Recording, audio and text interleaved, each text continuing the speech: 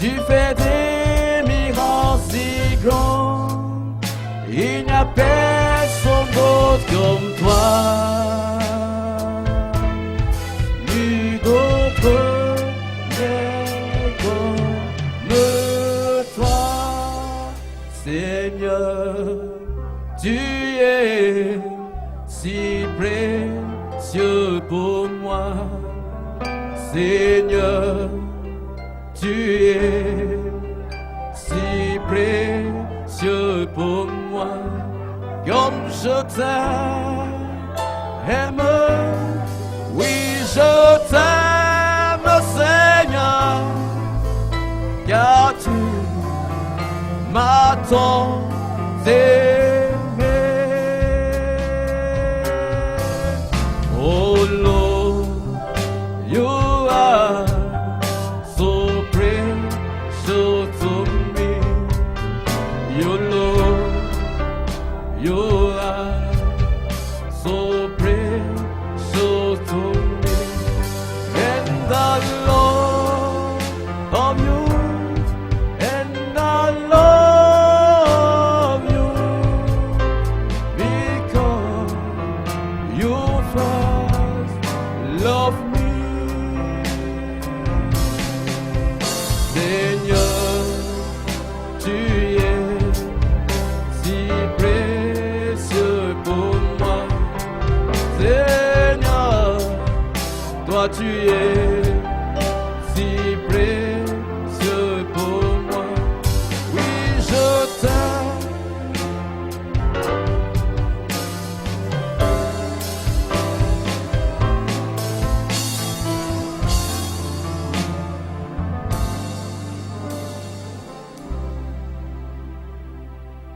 Éternel Dieu, notre Père, tu es le Dieu compatissant et miséricordieux. Avant toi, il n'y avait pas un Dieu. Et après toi, il n'y en aura pas aussi. Tu es la colonne de feu. Tu as fait sortir les Hébreux de l'Égypte jusqu'à la terre promise. Tu es la même colonne de feu qui nous appelle du monde à sortir de Babylone, à pouvoir être ancré en Christ, car c'est là notre lieu de sécurité. C'est là notre protection. Ô Seigneur Dieu bien-aimé, nous sommes venus ce matin pour commémorer ta résurrection, car le christianisme est la véritable religion, parce qu'il a prouvé réellement que son Créateur est vivant. Seigneur Dieu, bénis la lecture de ta parole, tout ce que nous allons pouvoir entreprendre, que ça soit fait pour ta seule gloire, dans le nom de Jésus-Christ. Amen. Que Dieu vous bénisse. Prenez avec moi le livre d'Ézéchiel.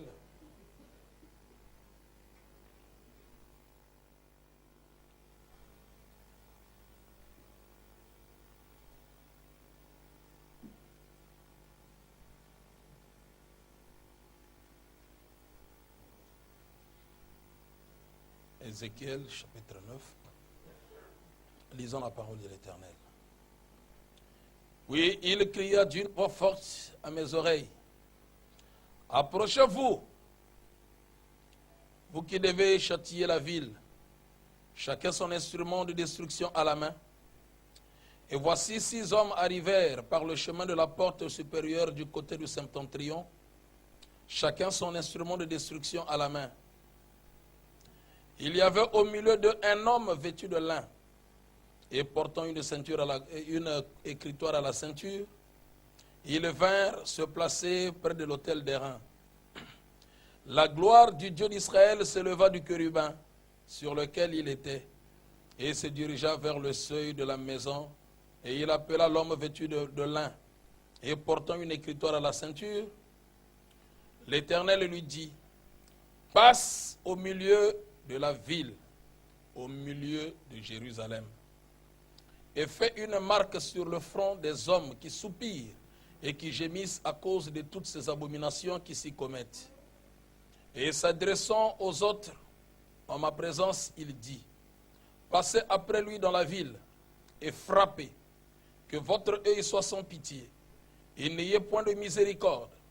Tuez, détruisez les vieillards, les jeunes hommes, les vierges, les enfants et les femmes, mais n'approchez pas de quiconque aura sur lui la marque et commencez par mon sanctuaire. Et ils commencèrent par les anciens qui étaient devant la maison, et il leur dit, souillez la maison et remplissez des morts les parvis. Sortez. Et ils sortirent, et ils frappèrent dans la ville.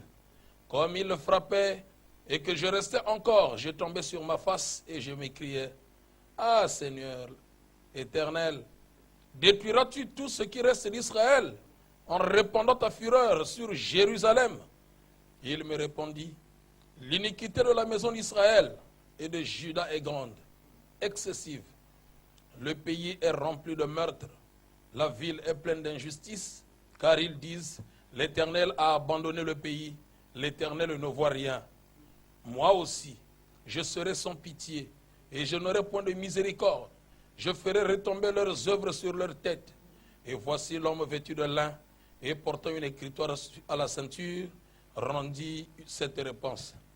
J'ai fait ce que tu m'as ordonné. Que le Seigneur ajoute la bénédiction à la lecture de sa parole. Vous pouvez vous asseoir.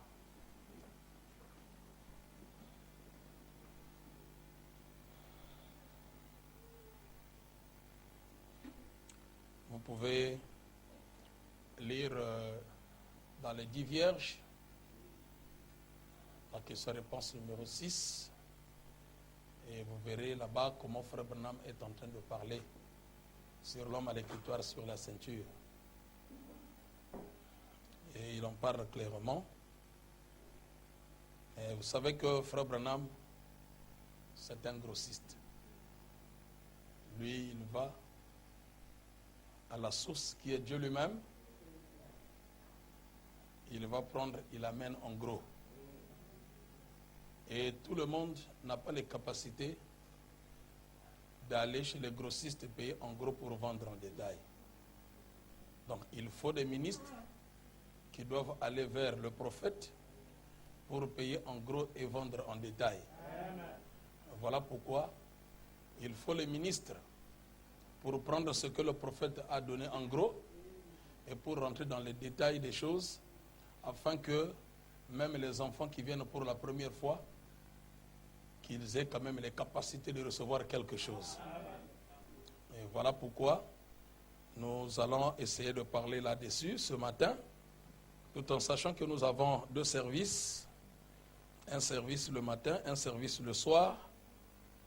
En réalité, c'est ce qui devait être fait ici. Parce que, vous voyez, il y a beaucoup de frères, ils quittent très loin.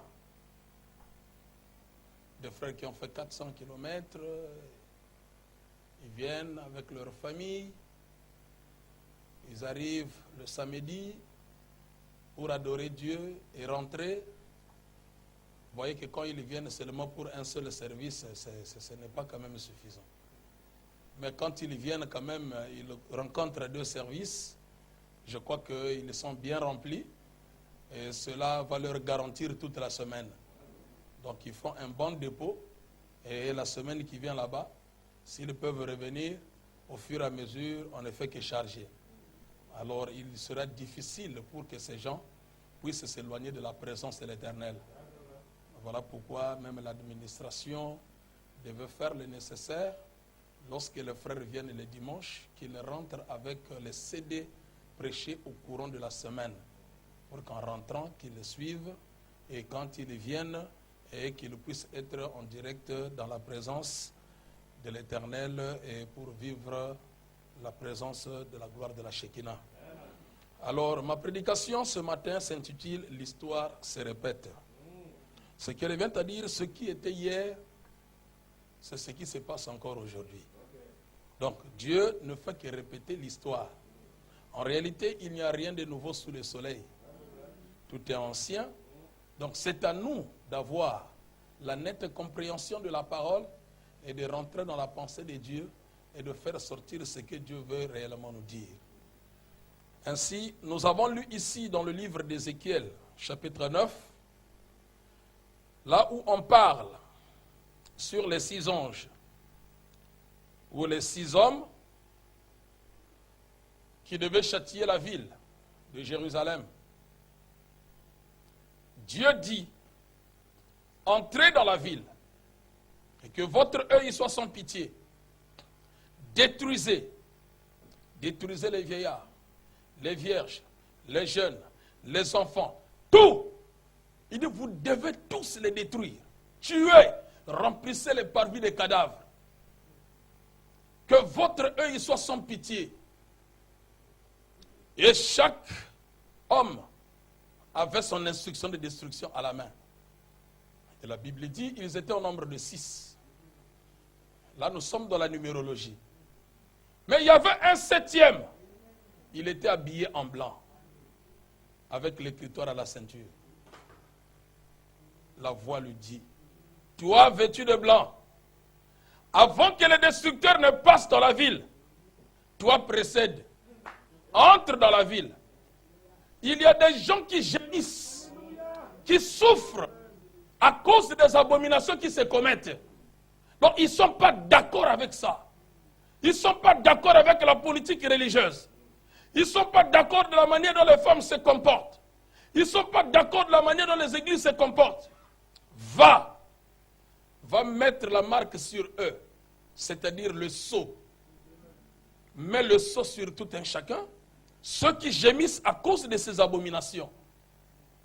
Et lorsque tu mettras le sceau sur tout un chacun, et après cela, les anges destructeurs passeront.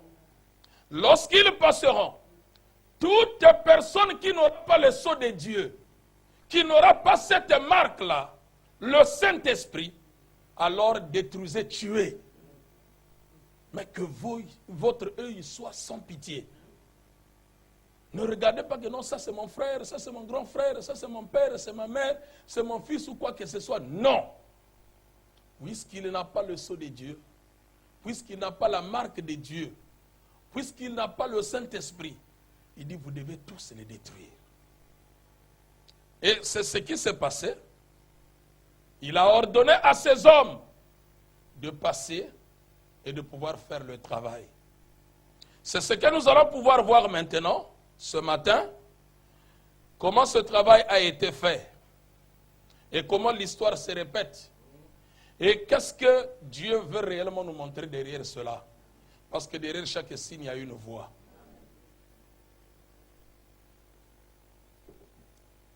Je lis le prophète. Frère Branham dit dans le sceau de Dieu, paragraphe 182 à 184. Écoutez ceci.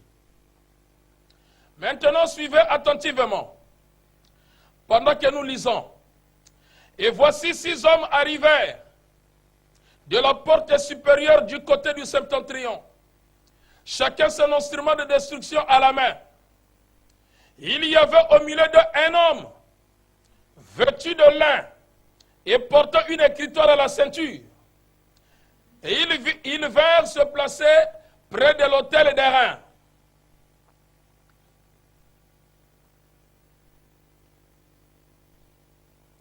Ma charge finie. Ils vinrent se placer près de l'autel d'airain. La gloire du Dieu d'Israël s'éleva du chérubin sur lequel elle était et se dirigea vers le seuil de la maison. Et il appela l'homme vêtu de blanc et portant l'écritoire à la ceinture. Écoutez, l'Éternel lui dit, passe au milieu de la ville, au milieu de Jérusalem. Suivez-moi très bien. Passe au milieu de la ville, au milieu de Jérusalem. La destinée de Jérusalem est fait une marque sur le front des hommes qui soupirent et qui gémissent à cause des abominations qui s'y commettent. Et s'adressant aux autres, en ma présence, il dit, passez après lui dans la ville et frappez, que votre œil soit sans pitié, et n'ayez point de miséricorde. Tuez, détruisez les vieillards, les jeunes hommes, les vierges, les enfants et les femmes. Mais n'approchez pas de quiconque aurait sur lui la marque. Et commencez par mon sanctuaire. Ils commencèrent par les anciens qui étaient devant la maison. Maintenant observez, ce prophète en esprit, emporté dans la gloire Dieu dit, je vais te montrer comment je vais régler cela avec les Juifs. Avant d'aller chez les gentils, lisez le verset, ou plutôt le chapitre. Parce que nous sommes Israël spirituel. Ce qui se passe avec Israël naturel, c'est ce qui se passe aussi avec nous. Donc ce qui se passe avec Israël n'est qu'un type de ce qui se passe avec nous aujourd'hui.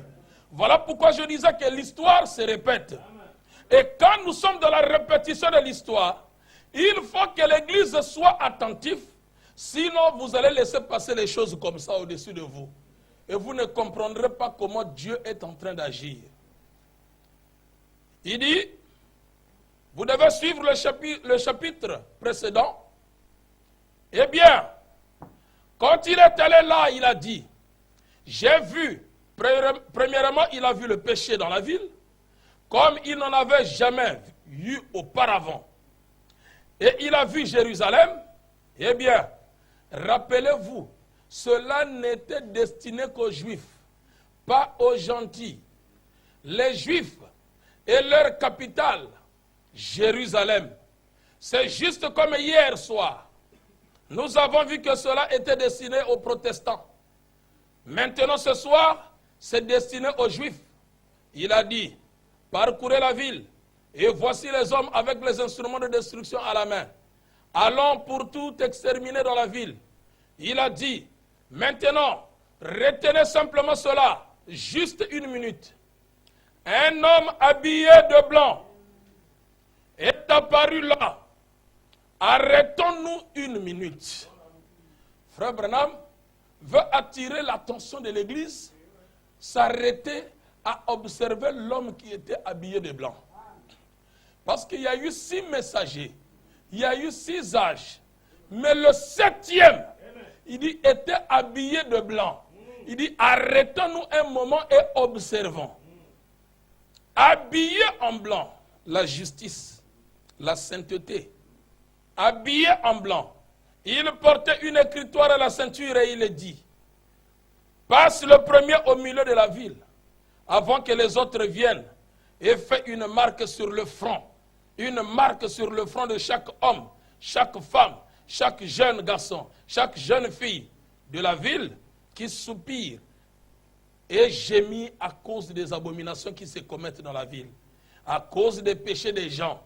Fais une marque sur eux. Amen.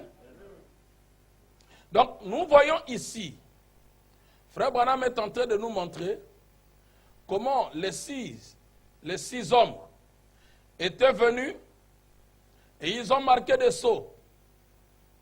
Ils sont venus pour la destruction. Et le 7e, habillé en blanc, lui, il est venu avec l'écritoire à la ceinture. Il devait passer au milieu de la ville pour commencer à mettre les sceaux sur les gens qui gémissent à cause des abominations qui se commettent dans la ville. Lesquels qui sont en train de gémir, si ce n'est l'épouse de Jésus-Christ, ceux qui ont reçu le message, qui savent identifier ce qui est mauvais et ce qui est bon. Donc s'il y a des gens qui souffrent sur la terre à cause des abominations qui se commettent, c'est l'épouse de Jésus-Christ. Alors cela nous fait mal, nos propres enfants, nos épouses, nos amis, nos parents, nos voisins, la manière dont ils se comportent. Un comportement bizarre. Mais les gens se réjouissent de cela. Mais nous, avec la vision de l'aigle, nous avions compris que c'était un mauvais comportement. C'est parce que les gens ont manqué Dieu. Alors, ce qui fait ce mal-là, qui nous tourmente, le mal que les gens commettent, nous gémissons. Mais Dieu dit, avant de détruire le monde entier, avant la destruction, avant que les 6 anges ne passent pour détruire, j'envoie d'abord un messager vêtu de blanc, de la justice, de la sainteté. Il doit rentrer au milieu de la ville pour marquer des sceaux. Il marque d'abord le sceau, c'est-à-dire il marque le Saint-Esprit à ceux qui gémissent à cause des abominations qui se commettent dans la ville. Parce que Dieu ne peut pas frapper à la fois les justes et les injustes. Non, non. Même en Égypte, lorsqu'il s'agissait de frapper, ils ont d'abord appliqué le signe, et quand ils sont sortis, même avant de sortir, l'ange de la mort est passé, il a commencé à planer, il vérifiait chaque maison. Là où il y avait le signe, il passait par-dessus. Il ne touchait pas, il ne frappait pas. Tout cela, c'était des ombres. Tout cela, c'était des types pour montrer qu'aujourd'hui, chaque maison, le signe doit être appliqué. Si vous n'appliquez pas le signe, alors l'ange destructeur viendra pour frapper. Voilà pourquoi la Bible, il est écrit que moi et ma maison, nous servirons l'Éternel. Beaucoup de gens, avec la pensée pentecôtiste, ils pensent que quand on dit « moi et ma maison, nous servirons l'Éternel », c'est-à-dire lui et sa maison. Donc sa maison aussi servira l'Éternel. Non, non, non. Quand on dit « moi », frère Branham dit le véritable « moi », c'est l'homme intérieur. Parce que Branham, vous ne l'avez jamais vu. Il dit ça, c'est le corps de Branham. Mais le véritable « moi » se trouve à l'intérieur. Ça, c'est seulement la maison de Branham, où Branham habite.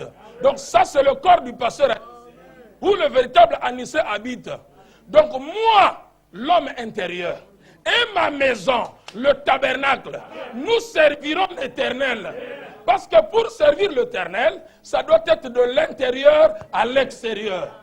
Donc il faut commencer par l'homme intérieur. Et sa maison, le tabernacle, doit servir le Seigneur. Voilà pourquoi on n'a pas droit à détruire ce temple, ce tabernacle que Dieu nous a donné. Tu crois la parole de Dieu, mais tu continues à te maquiller, tu continues à marcher, à vivre comme une prostituée, comme un vagabond, comme un voyou, comme un voleur, pour détruire ce temple. Ce n'est pas possible. Et ta maison va servir qui? Alors que toi et ta maison, vous devez servir l'Éternel. Donc toi, tu sers l'Éternel, mais ta maison ne sert pas l'Éternel. Or, frère Branham me dit, les œuvres sont l'expression de la foi.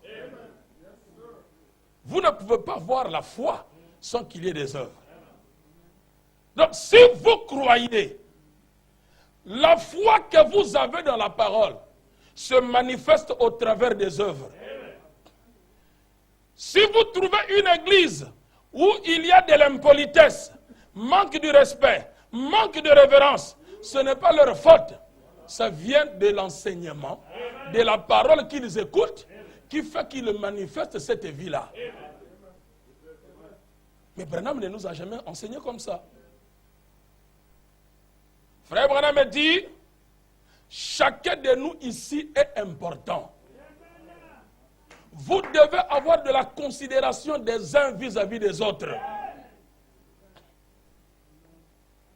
Il dit pour un homme spirituel, il devait considérer comme son frère plus que lui. Mais ce n'est pas qu'on vient pour faire la concurrence. Moi je suis plus qu'un tel, nous sommes plus que les autres, nous sommes... Non frère. Frère Branham dit au-dessus de nous, il n'y a que la parole. En dehors de la parole, il n'y a rien. Voilà pourquoi l'église doit être cimentée avec la parole. Écoutez ce qu'il dit dans la nourriture spirituelle au temps convenable.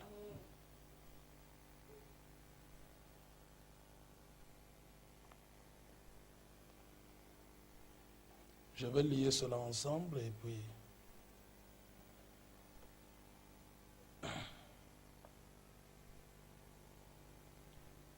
La nourriture spirituelle au temps convenable. Paragraphe 29. Donc, si nous pouvions retourner en arrière et voir ça, Israël s'était emparé de la Palestine dans la même condition que nous sommes emparés des États-Unis. Nous sommes entrés aux États-Unis et nous avons chassé les habitants, c'est-à-dire les Indiens. Et nous avons pris possession du pays. Et de même, Israël est rentré en Palestine sous la conduite de Josué, sous la direction de Dieu, on a chassé les habitants et s'est emparé du pays. Et leur premier roi était des hommes vaillants. David, Salomon, des grands hommes. Nos premiers présidents étaient des grands hommes. Washington, Abraham Lincoln, et ainsi de suite. Puis le président ou les rois se sont corrompus, et de plus en plus, et on a fini à se retrouver avec celui-là, un Akab, le type même exemple du typique de notre jour, John Kennedy. Et les gens étaient devenus tellement modernes qu'ils ne voulaient plus entendre la vraie parole de Dieu. Et vous pouvez vous imaginer, à un peuple moderne comme celui-là, l'impression que vous pouvez donner à un véritable serviteur de Dieu. Voyons, il était fou, il avait perdu la raison. C'était une chose impossible, ça. Il était religieux, très religieux. Il y avait des hommes sincères parmi eux. Et il y avait des gens sincères parmi eux. Et ils étaient très religieux. Alors, il savait qu'il faudrait, plus qu'une théologie ordinaire, qu'il faudrait plus qu'un message ordinaire, qu'il faudrait plus que prêcher la parole tout court, pour ouvrir le cœur de Pierre. Il savait qu'il faudrait, l'ainsi dit le Seigneur, pour faire descendre ce jugement sur ce peuple-là. Donc, il savait que quand il irait là-bas avec l'ainsi dit le Seigneur, et c'est effectivement l'ainsi dit le Seigneur, de rejeter ça signifiait le jugement. C'est ce que nous voyons à notre époque aussi. C'est ce que nous voyons à toutes les époques. Il ne reste plus que le jugement. Une fois qu'on franchit la ligne de la miséricorde, donc ce pays, ce type-là, que je vais utiliser, élu comme type, pour représenter l'Église aujourd'hui, juste avant le jugement, il a reçu un message. Élie, c'est ce qu'il représentait. On a pris soin de lui sur le plan naturel, de sa nourriture naturelle, parce qu'il n'allait pas y avoir de pluie, là, selon la parole du Seigneur, pendant 3 ans et 6 mois. Et tant qu'Élie ne la ferait pas venir, au moment où tu jugeras bon de prononcer la chose, Élie, c'est ce qui arrivera. C'est pourquoi il s'est avancé vers le roi et il a dit, il ne tombera même pas de rosée tant que je ne l'aurai pas fait venir. C'est ça, toute une décharge, n'est-ce pas? C'est tout un message. Amen. Frère Branham est en train de montrer ici comment Israël, avec les États-Unis d'Amérique, ils vivent la même histoire. Il fait le parallélisme entre Israël et Jérusalem. Il dit, Israël, pour posséder la terre promise, Dieu leur a donné seulement la promesse que le pays vous appartient. C'est là où coule le lait et le miel. Ils ont cru cela et ils sont partis pour posséder le pays. Frère Branham dit, le pays était déjà habité. C'est là où habitaient les Phérésiens, les Jébousiens, les Amoréens, les Philistins. Ils étaient dans le pays. Mais Dieu leur dit que le pays vous appartient. Frère Branham dit, vous devez prendre Dieu au mot. Parce que Dieu ne faillit jamais. Donc s'il dit que le pays est à vous, croyez que le pays vous appartient. Ils ont quitté, ils sont partis. Frère Branham dit, c'est en rapport avec Apocalypse 13. Les États-Unis d'Amérique, il dit, ce pays ne nous appartenait pas. Ce sont les Indiens qui étaient propriétaires. Mais l'homme blanc est venu, qu'est-ce qu'il a fait? Comme Israël avait combattu après la traversée du Jourdain, il a combattu en Canaan, il a combattu les géants, il les a repoussés et il a possédé le pays. Et quand il a possédé le pays, Frère Branham me dit, l'histoire se répète.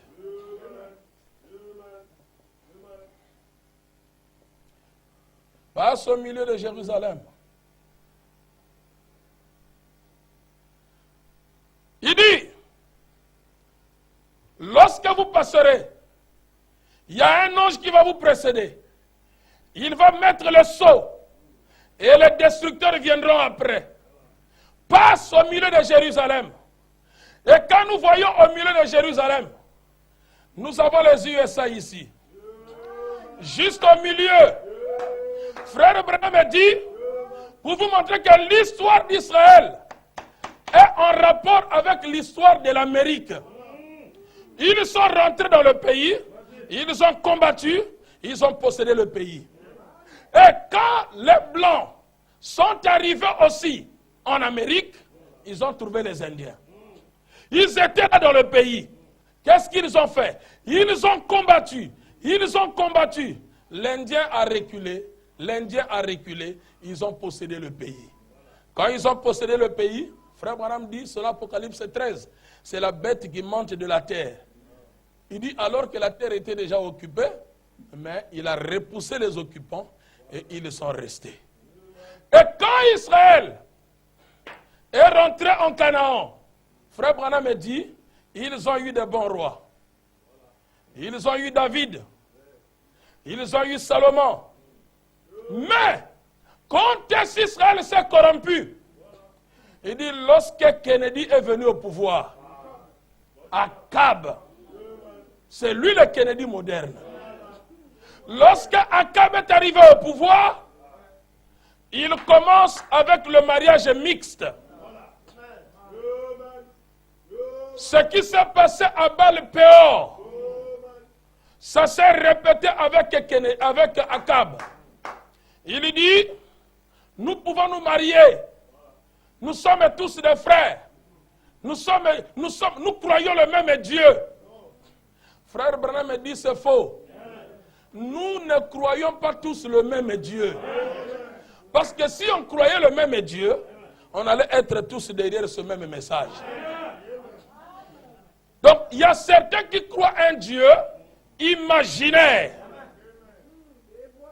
Or, connaître Dieu, adorer Dieu, c'est reconnaître le jour et son message. Donc, si tu ne reconnais pas cela, tu ne connais pas Dieu. Tu adores un Dieu imaginaire. Donc, si Dieu le voudra, peut-être on parlera à cause de l'idolâtrie. Leurs noms furent effacés du livre de vie. Parce que l'idolâtrie, c'est quoi? Les gens pensent que l'idolâtrie, c'est se prosterner devant les statues. Non, non. C'est adorer Dieu au passé. Quand vous adorez Dieu au passé, c'est ça l'idolâtrie. Et vous ne reconnaissez pas Dieu au présent. Il dit, c'est fini pour vous. Parce qu'il faut le reconnaître aujourd'hui. Ce que Dieu est en train de faire aujourd'hui. L'homme se réjouit de ce que Dieu a fait hier. Et de ce qu'il fera demain. Mais ce qu'il fait aujourd'hui. Et voilà comment il rentre à Jérusalem. L'ange vêtu de blanc, il passe au milieu de Jérusalem. Il commence à mettre le sceau. Il met le sceau. Et les destructeurs passent après. Pourquoi? Parce qu'à cause d'un Akab, Israël était déjà corrompu. Il dit la même chose pour nous aussi en Amérique. Nous avons eu le président comme George Washington, un bon président. Nous avons eu Abraham Lincoln, un bon président. Mais, arrivé à Kennedy, Kennedy a quitté les États-Unis pour se marier avec une Française. Or, la constitution de l'Amérique est faite à base des Écritures et l'Amérique est une nation protestante. Et la France est une nation catholique. Voilà pourquoi nous avons beaucoup de catholiques ici en France, même dans le message. Donc quand je parle des catholiques, donc c'est des vrais catholiques fiés dans le message. Donc des gens qui gardent les traditions. Mais avec le message de Branham, nous sommes des frères. Non, frère. Celui qui croit le message, il doit se dépouiller de sa dénomination. Tout ce qu'il dit, ça doit être Branham a dit. Tout ce qu'il fait, ça doit être Branham. Mais aujourd'hui, ce n'est plus le cas. Que font les catholiques? On parle d'Anuarite, on parle de Kizito, des gens qui ont donné leur vie pour l'église catholique. Moi, je ne donnerai jamais ma vie pour l'église. Je donnerai ma vie pour le message, pour la parole. Nous ne combattons pas pour les églises, nous combattons pour la parole. Qu'est-ce que la parole? La parole aujourd'hui, c'est William Branham. Je n'aime pas faire des contours. Oh non, la parole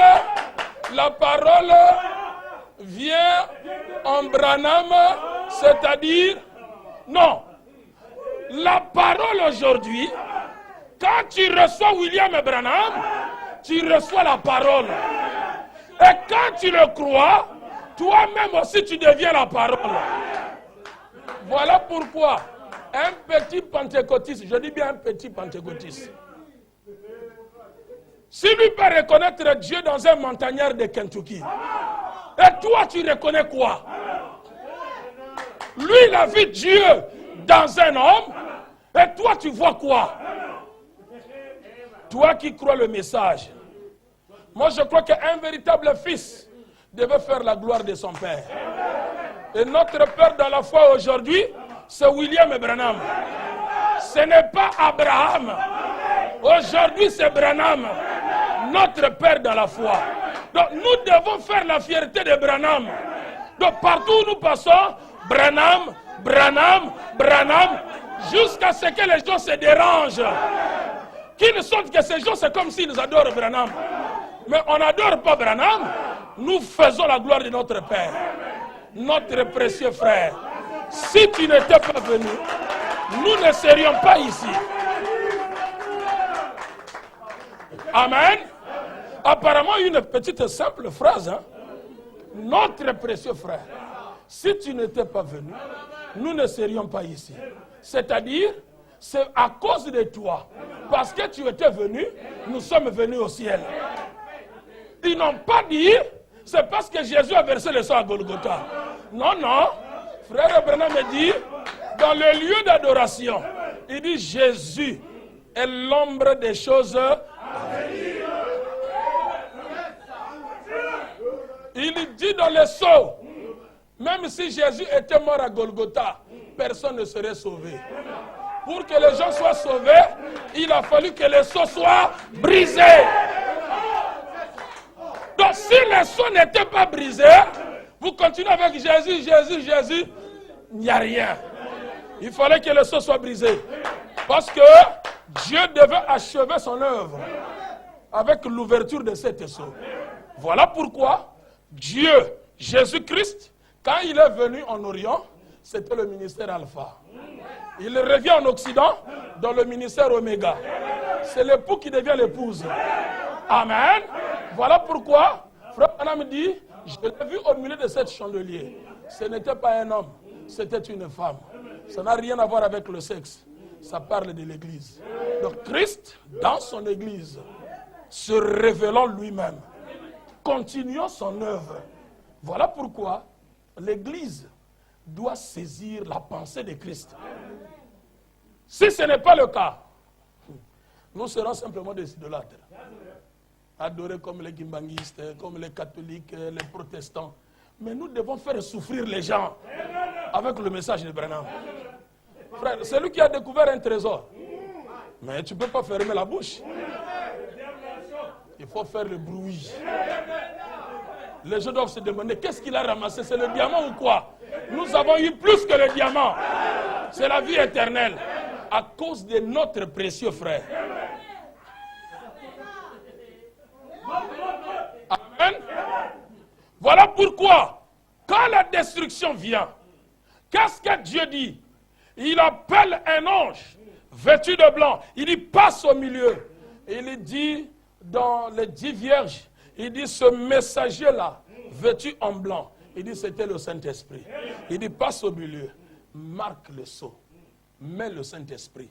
Or aujourd'hui, ce messager vêtu en blanc, qui était le 7e messager, c'est William Branham. Parce qu'aujourd'hui, on ne peut pas parler du Saint-Esprit sans parler de William Branham. Ton Saint-Esprit, tu l'as eu où? Amen. Parce qu'il faut mettre chaque chose à sa place. Quand Jésus est venu sur la terre, il n'a donné le Saint-Esprit à personne. Il a amené l'Église à la sanctification. Sanctifie-leur par Père par ta parole, car ta parole est la vérité. C'était fini. Il leur dit, il est avantageux pour vous que je m'en aille. Quand je m'en serai allé, le Père va vous envoyer le Saint-Esprit. Donc pour qu'eux reçoivent le Saint-Esprit, Jésus devait partir. Et c'est après le départ, à la Pentecôte, ils ont reçu une portion. Mais aujourd'hui, remarquez la femme syrophénicienne. Lorsqu'elle suivait Jésus, Jésus fils de David, Jésus fils de David, comme elle était une païenne, Jésus ne regardait même pas. Quand il a dit Seigneur, il s'est arrêté, il a regardé. Il dit quoi? Il dit ma fille est cruellement mortelle. Elle est en train de mourir. Fais quelque chose. Il dit la nourriture que je donne à mes enfants, je ne peux pas donner ça à vous les chiens. Frère Branham me dit, si c'était toi et moi, on allait rétrograder ces jours-là. C'est lui que vous dites le Messie. Il me traite de chien. Ah, je laisse ce message. Il dit, tu allais abandonner le message. Mais cette sœur-là, cette église-là, a eu la persévérance, malgré les épreuves. Elle a dit, Seigneur, ce n'est pas un problème. Mais les miettes qui tombent sous la table, est-ce que les miettes sont là? Quand le roi mange à table avec ses serviteurs, avec ses enfants, mais les miettes qui tombent sous la table, est-ce que ça, on ne peut pas en profiter? Jésus regarde et dit, ah femme, ça, c'est une forte révélation. Alors reçois ce dont tu as besoin. Aujourd'hui, nous ne sommes plus dans l'âge des miettes. Nous sommes dans l'âge de plénitude. Donc si tu réclames des miettes, tu ne connais pas ce que tu es en train de faire. Aujourd'hui, c'est l'âge de plénitude. Pas de miettes. Les miettes, c'était à la Pentecôte. Aujourd'hui, avec Branham, c'est la plénitude. Plénitude de la rédemption. Plénitude du salut. Plénitude du Saint-Esprit. Plénitude de la divinité. Plénitude sur plénitude sur plénitude sur plénitude. Amen. Donc on ne peut plus réclamer les miettes, oh moi, les miettes. Non, non, non. On va faire quoi avec les miettes? Voilà pourquoi Frère Branham me disait toujours, Jésus, quand il est venu sur la terre, tous les disciples n'étaient que des païens. Un païen, c'est quelqu'un qui n'a pas le Saint-Esprit. Malgré qu'il marchait avec Jésus. Mais personne n'avait le Saint-Esprit. Ah! Même aussi frère, même Pierre était païen. Oui, il était païen. Même Jean, il était païen. Jésus leur a dit, après la résurrection de Pierre, quand tu seras converti, affermis tes frères. Donc il n'était pas encore converti. Il était un inconverti. Un inconverti, c'est un païen. Il dit, Pierre, toi tu es encore un païen. Mais quand tu seras converti, Frère Branham dit converti veut dire être changé. Et ce changement vient par le Saint-Esprit. Alors Pierre n'en avait pas. Il dit, mais quand tu seras converti, quand tu seras chrétien, quand tu recevras le Saint-Esprit, affermis tes frères. Ah, donc les 3 ans et demi que j'ai fait là, le maître m'appelle toujours païen. Oui, tu es un païen. Parce que tu n'as pas encore la chose.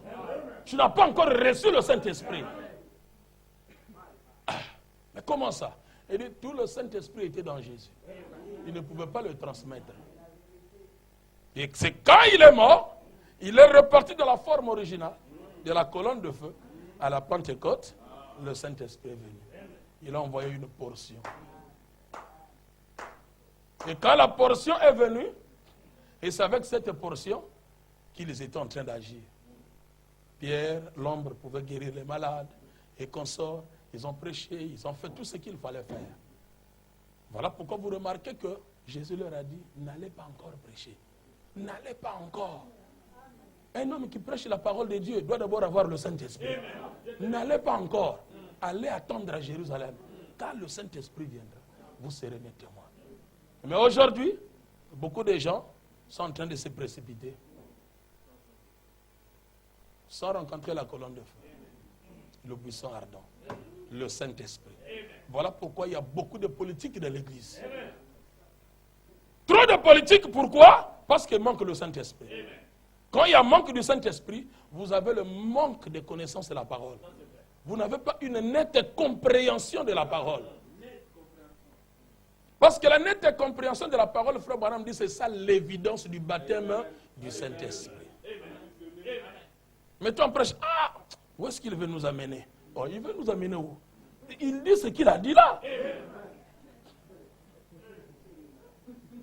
Moi, ça fait depuis 98 que les gens disaient, Anis est là, attendez, il va vous amener à l'adoration de Branham. Les gens ont attendu, jusqu'à aujourd'hui. Les gens se sont fatigués à attendre. Il dit, je vais vous amener où? Nulle part. Je vous amène là où Branham nous a amenés. Amen. C'est là que nous devons amener les gens. D'où je disais le vendredi, si dans le message, on ne dit pas que ces gens-là, c'est comme s'ils adorent Branham, sachez que jusque-là, vous ne croyez pas le message. Jusque-là, vous ne croyez pas le message. Donc les gens doivent rentrer en doute.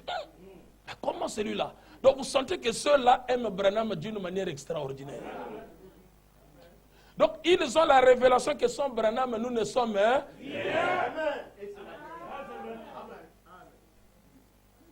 Et nous sommes très reconnaissants pour ça. Et voilà, Washington est venu, Abraham Lincoln est venu. Mais vous savez que quand Abraham Lincoln est venu, il était le libérateur des Noirs. Un homme qui a tellement aimé les Noirs. Il a dit non, ce peuple, c'est un peuple qui est comparable à nous. La pigmentation n'a rien à voir. Nous avons le même sang. Je ne peux pas concevoir que l'homme blanc puisse continuer à maltraiter l'homme noir. Non, il doit être libre. Je dois signer son indépendance, sa liberté. Abraham Lincoln a signé la liberté de l'homme noir. Il dit, vous êtes libre. Fini l'esclavagisme. Fini. Je signe l'émancipation entre l'homme blanc et l'homme noir. Vous êtes égaux.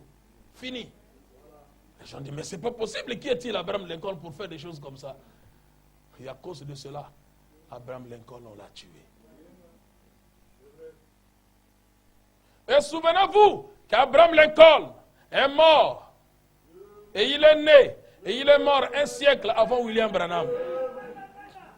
Il est né à Kentucky en 1809. Et Branham est né à Kentucky en 1909.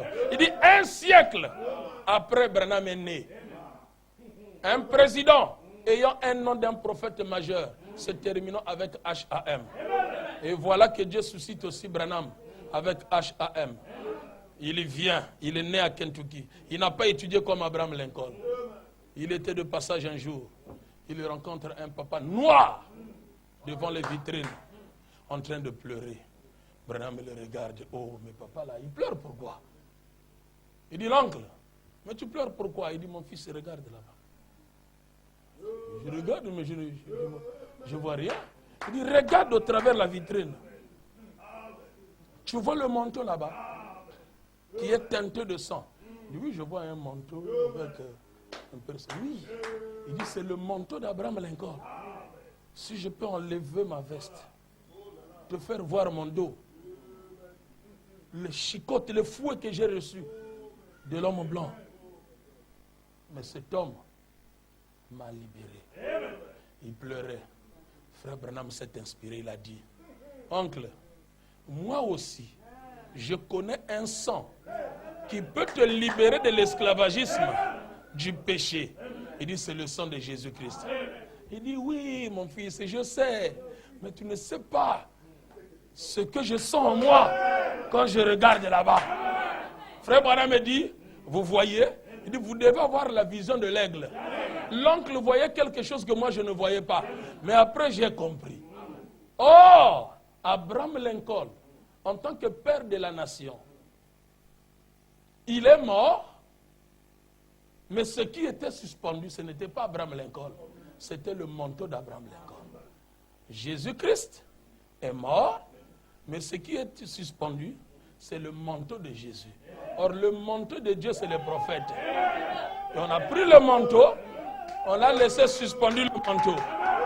Et quand le manteau est suspendu, je veux passer, je regarde notre précieux frère. Si tu n'étais pas venu. Il dit, oh, mais qu'est-ce que tu regardes là-bas? Il dit, non, frère, laisse. Oh, frère, mais c'est Jésus qui est mort pour vous. Il dit, frère, je sais. Mais quand je regarde, amen, l'histoire se répète. Quand je regarde, j'étais païen, prostitué, fumeur de chanvre, voleur. Mais quand je regarde le manteau que Dieu s'était habillé aujourd'hui, non, ça me fait pleurer. Oh, notre précieux frère, si tu n'étais pas venu, parce que ceux qui sont partis au ciel, ils n'ont pas tourné le regard vers Jésus pour dire, oh, si tu n'avais pas versé le sang à Golgotha. Non, non. Ils avaient la révélation que la mort de Jésus a fourni William Branham. Et William Branham, c'est le manteau de Dieu. Donc, toutes les personnes devaient avoir le regard vers le manteau.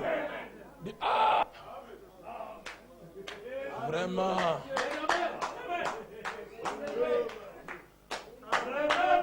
Qui était Abraham Lincoln? Un jour, un monsieur était en prison. On l'a condamné. Il devait mourir. Mais son ami a dit, oh, mais moi je connais Abraham Lincoln. Je vais aller le voir. Je vais solliciter le pardon.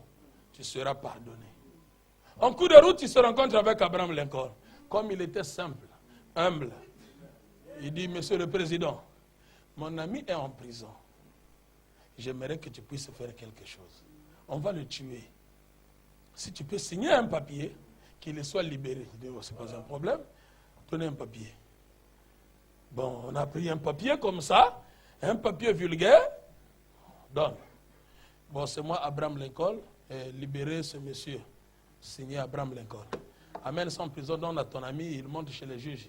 Il doit être libéré. L'ami a pris ça. Oh, il était dans la joie. Frère, nous avons eu le message. Branham a prêché, frère. Le message, c'est la vie éternelle. Tu vas vers ton frère qui est catholique, protestant, dénominationnel. On lui amène. Le message est là. Il dit, c'est quoi? Lis. Tu es libre. Je suis libre. Libre comment? Il dit, c'est signé par le président, Abraham Lincoln. On va te libérer. Il dit, oh, mais moi, on m'a dit qu'on va me tuer demain, tout ça. Il dit, non, c'est déjà signé. Il a regardé. Ah, est-ce que le président peut écrire dans un petit papier comme ça? Ah non, ça c'est... Il dit, oh, montre au juge, tu es libre. Il dit, non, non, non.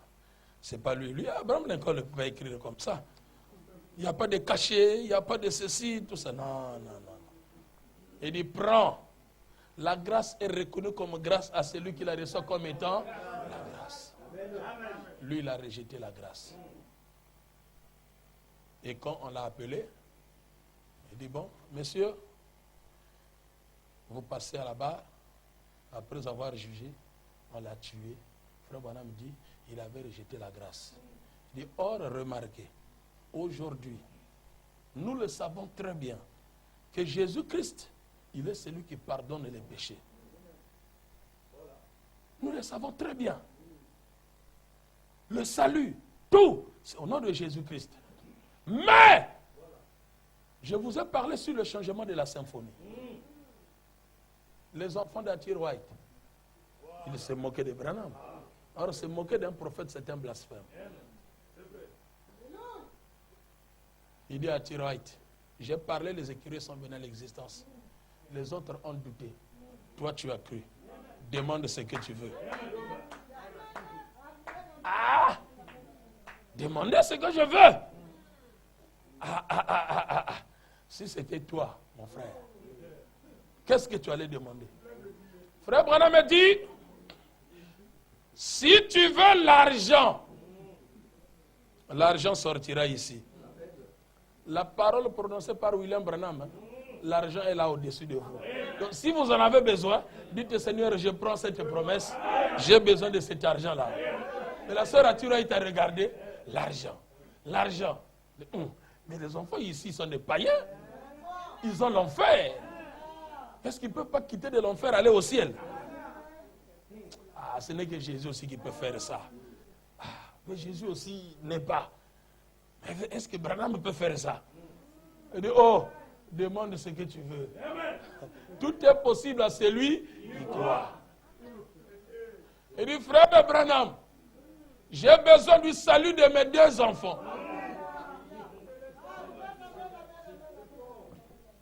Frère, même si on est incrédule, non, vous n'avez jamais été appelé pour le message. Allez faire le Kintuadi là-bas, faire votre musique là-bas, faites n'importe quoi, frère. Non, on doit quand même être sérieux. Qui est-il, William Branham, pour dire que je leur donne au nom de Jésus-Christ? Je leur donne le salut. Lui, c'est qui pour donner les gens le salut? Donc, ce n'est plus Jésus, donc maintenant c'est Branham. Et quand nous répétons ça, c'est Branham qui a dit, oh non, cet homme-là, on trouve, c'est comme si c'était un adorateur. Mais vous êtes des impolis spirituels. Vous ne comprenez rien. C'est pas possible, ça. Est-ce que le message là, c'est moi qui l'ai prêché? Moi, je ne suis qu'un répétiteur. Je répète Branham. Aujourd'hui, mon frère, là où tu es, ce dont tu as besoin, dis seulement, demande seulement, cela te sera accordé. Toi qui crois le message, frère Branham me dit, le messager et le message, ils sont un. Mais tu crois le message. J'ai besoin du pardon. J'ai besoin du salut. Non, frère Branham, j'en ai besoin. Je crois qu'au travers de ce message, j'ai déjà le salut. Je crois et c'est fini. Frère Branham me dit, les gens pensent parce que quand un messager quitte la scène, l'histoire est finie. Non. Frère Branham a dit, même quand je m'en serai allé de l'autre côté, je veillerai sur la marche de l'église.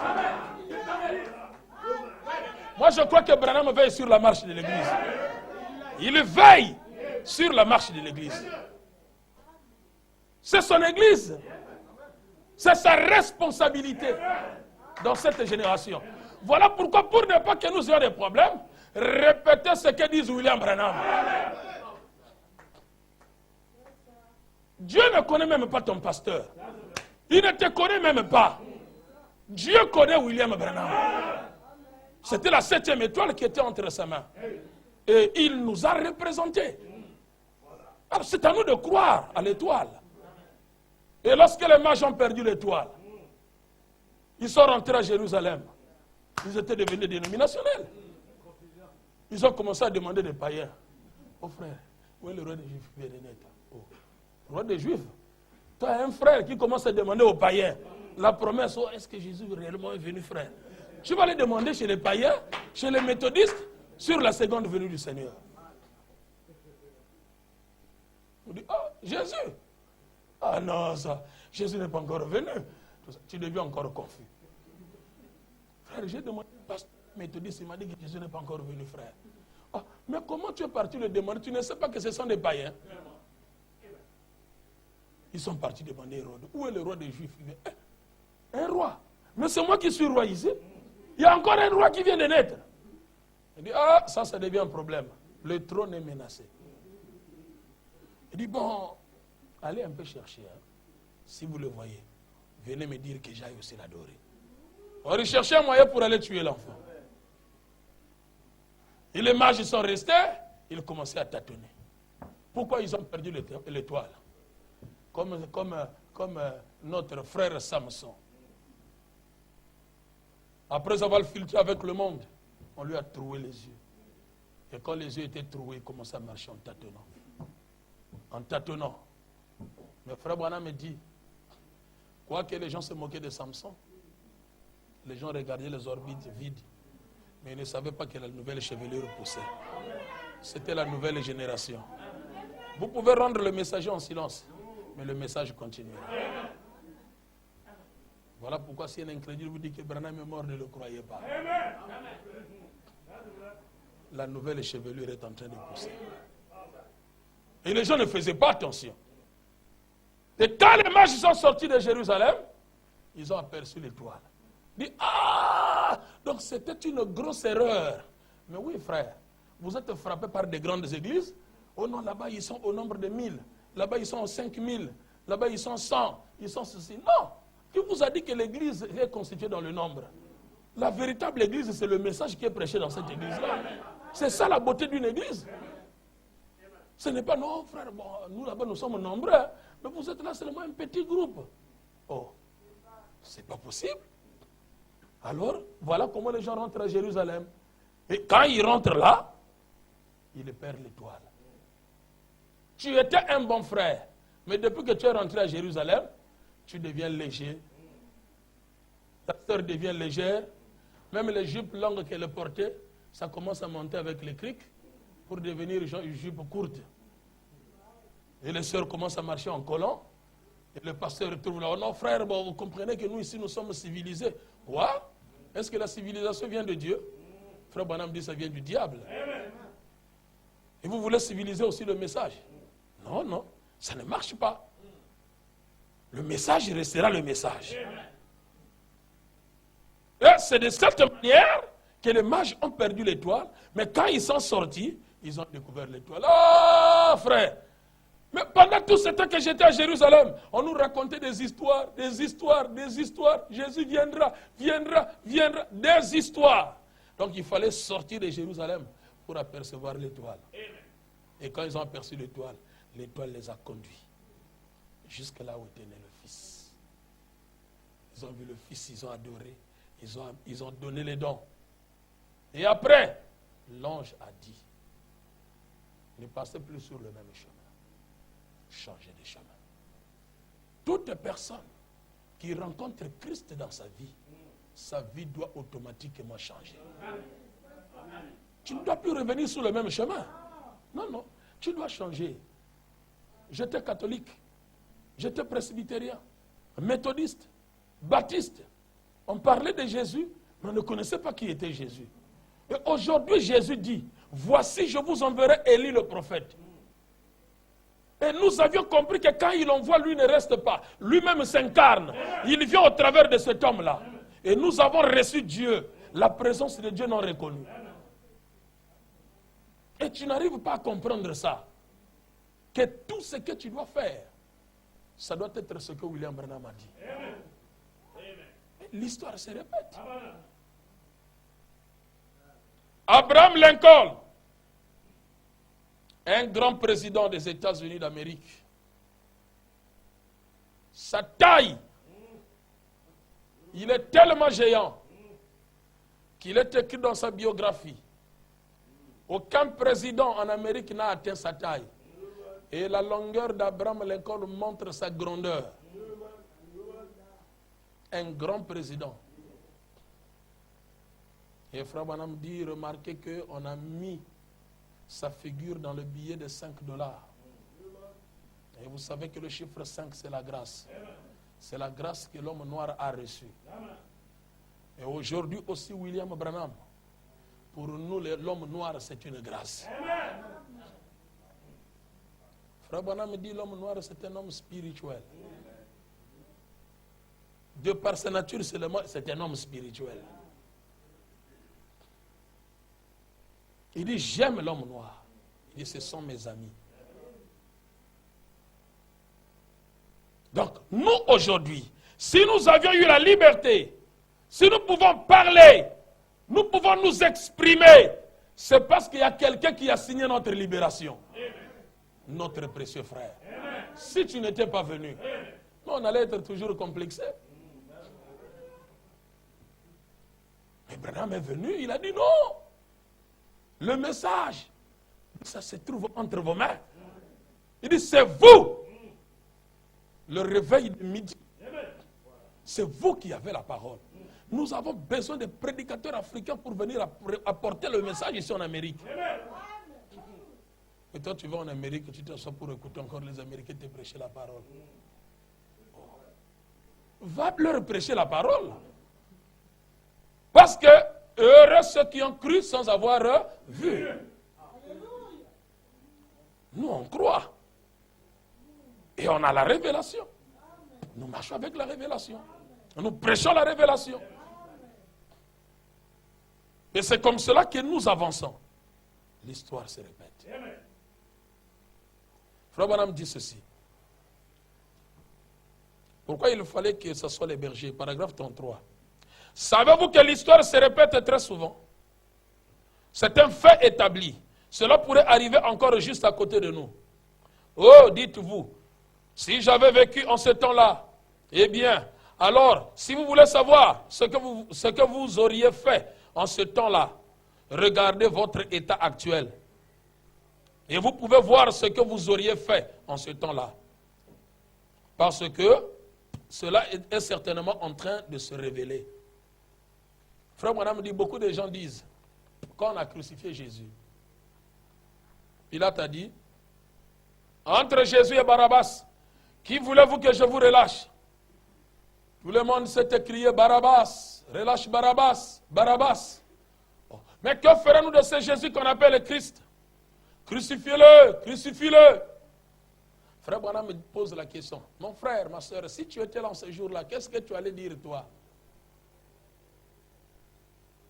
Il dit, si tu dis que non, moi j'allais dire, laissez Jésus, laissez mon Seigneur.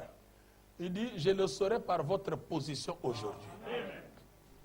Votre position dans la parole aujourd'hui prouve qu'en ce jour-là, tu allais défendre Jésus.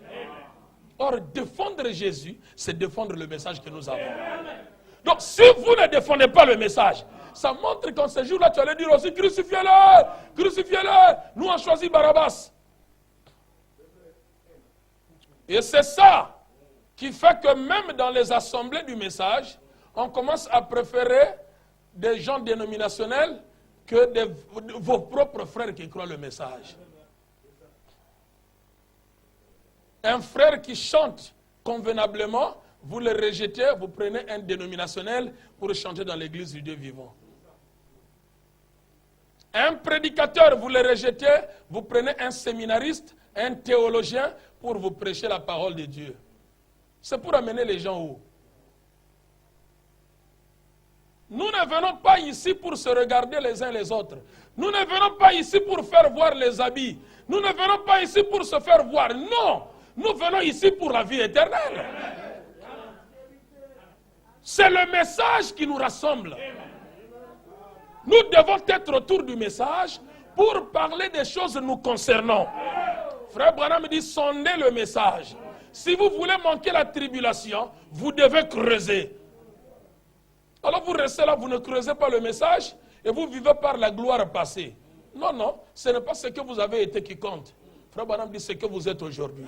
C'est ce qui compte. Oh non, frère, nous on a fait de grandes choses.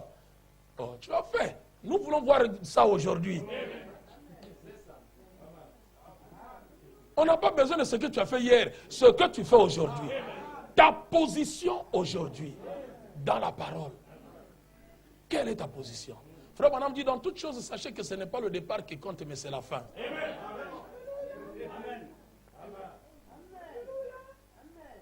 Voilà pourquoi je vais souligner une chose. Lorsque, j'ai parlé de ça à Paris, mais j'avais une autre vision. Bon, j'ai parlé ça un peu en pêle-mêle, mais j'aimerais un peu mettre ça en ordre ici. Sur le prophète Samuel, Remarquez le prophète Samuel. Dans Samuel 16, vous pouvez aller lire à la maison. Lorsque Dieu a trouvé que Saoul se comportait mal, il brisait le principe de la parole. Dieu avait déjà aimé un homme dans la maison d'Isaïe. C'était son fils David. Il dit à Samuel, prends la corne d'huile, va dans la maison d'Isaïe, va oindre l'un de ses fils pour être roi. Samuel a quitté, il est parti dans la maison d'Isaïe, qu'on appelle aussi Jessé. Arrivé là-bas, il dit à Jessé, fais-moi sortir tes enfants. Je vais oindre l'un de tes enfants. Et il a fait sortir ses enfants. Quand les enfants sont sortis, on a compté, ils étaient au nombre de 7. Et les 7 qui représentent les 7 âges de l'Église.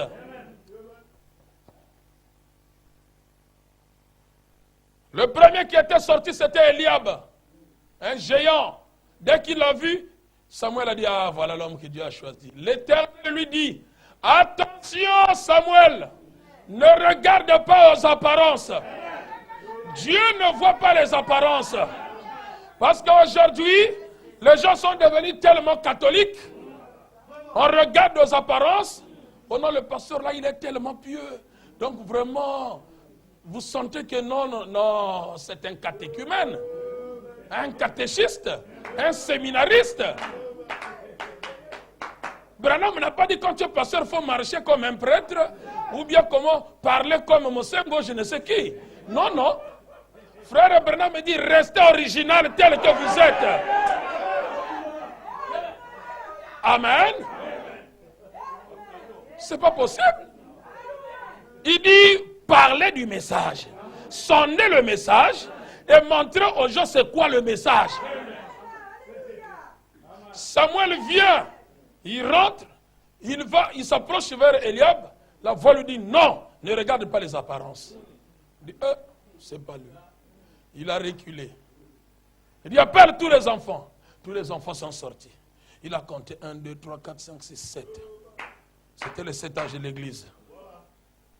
Et quand il a regardé, parmi les 7 enfants, il a dit, je ne trouve personne que je dois oindre comme roi. Est-ce que tu n'as pas d'autres enfants? Elle dit, ah bon, j'ai encore un enfant là. Mais lui là, c'est un petit. Il est là derrière en train de faire paître les troupeaux. Elle dit, allez me l'appeler. C'était le petit David. On est David, on te cherche par le prophète. David est venu. Pendant qu'il venait en courant, bien que petit qu'il était, dès que le prophète l'a vu, la profondeur appelle la profondeur. Il dit, ah, voilà. C'est lui. Il est arrivé, le petit parmi les grands. Ah, c'est quoi? On dit, David, viens, approche-toi. Il s'est approché et le prophète a pris la corne d'huile. Il est là oint. Il dit à David, vous savez que David représente le Seigneur Jésus-Christ. C'est la pierre de fête. Il est le oint. Il dit, je te oint. Tu serais roi d'Israël. Tu régneras sur Israël. Peu importe ce que tu es, c'est toi qui dois régner. Ah, merci Seigneur. Merci. Fini. Le prophète a déjà prononcé la parole. Donc même si toi, tu montes, tu descends, tu fais tes grimaces, fini. Branham a déjà parlé, c'est fini. Donc remarquez que l'onction était sur David. David représentait Christ, la pierre de fête. Il a reçu l'onction royale. C'est pour vous dire, au travers des âges de l'Église, le dernier prophète c'est William Branham. Donc après Branham, il n'y a personne. Après Branham, il n'y a que la pierre de fête. Donc personne ne peut se dire, oh non, comme Branham n'est pas, moi c'est le 8e messager. Non, si tu viens comme 8e messager, tu es un démon. Le message de Branham, c'est ça qui nous a amenés au ciel. Le ciel, c'est la pierre de fête. C'est ça la nuée. Donc tous ceux qui ont cru le message, ils sont rentrés. Alors si toi tu es 8e messager, ton message va nous amener où? Parce que le message de Branham nous amène au ciel.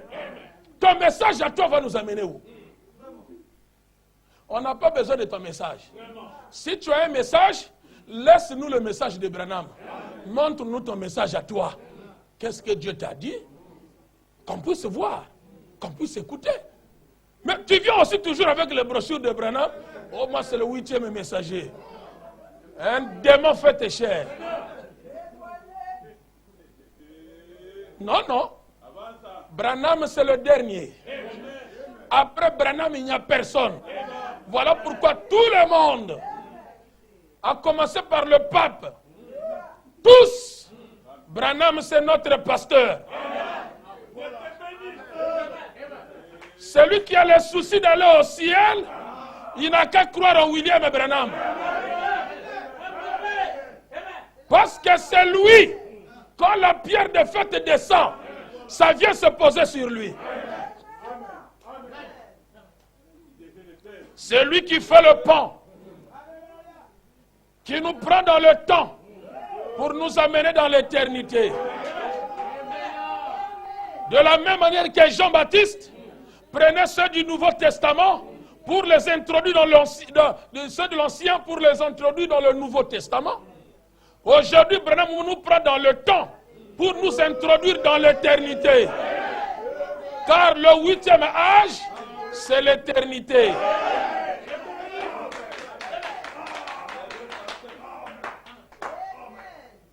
Donc, que personne ne vienne, oh non frère, moi, selon moi, on n'a pas besoin de selon toi. Nous, on a besoin de selon William Branham. Lorsque Branham part, parce qu'aujourd'hui, lorsque Apocalypse 10 est accompli,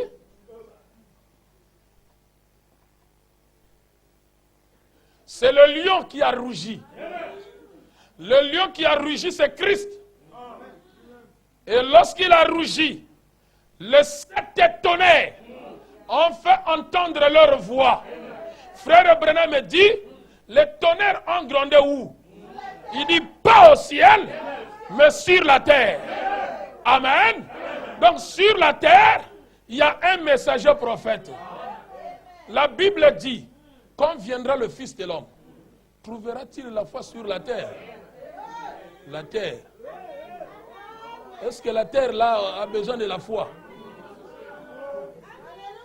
Trouvera-t-il la foi sur la terre? Ce n'est pas de cette terre qu'il s'agit. C'est Branham qui a répondu à la question. Les autres n'avaient pas de réponse. Branham a dit oui. Quand viendra le Fils de l'homme, il trouvera la foi sur la terre.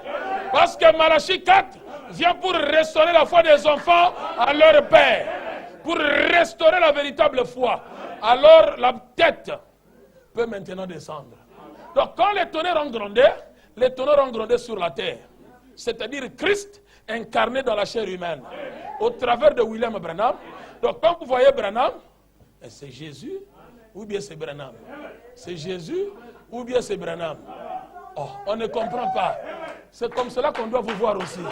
Est-ce que ces gens adorent Branham ou ils adorent Jésus? Ils adorent Branham ou ils adorent Jésus? Ah, on vous laisse comme ça.